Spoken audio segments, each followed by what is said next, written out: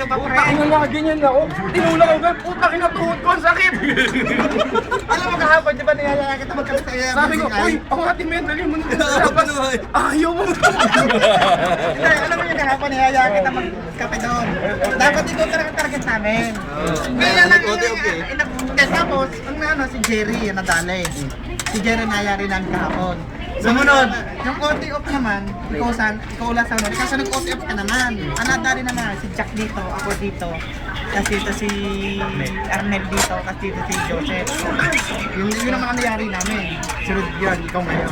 Kaya ito ba, hindi na ibang part. Nanguya ba akong slot? Doon nag-uumpisa na.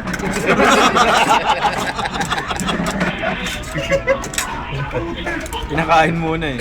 Dali ako. Pumasok si Beb. Ayos na. Walti lang. Aray pa. Ewan! Ota!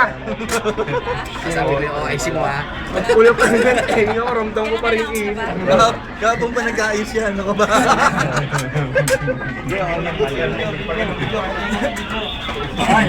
Apat eh. Ano si Beb? Si Jerry. Tapos si Jack, saka si Arnel. Saka si Terry, saka si Gao. Anong oras? Makakain namin ng hapon. Puta.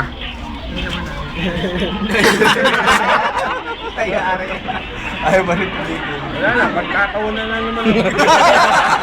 Sabi ni Arnel, pinapanood niya yung video. Puta, nakakahiya ako. Abangan mo na lang eh, pupost na yan. Oo, sa YouTube. Yan, gumagano-ganon.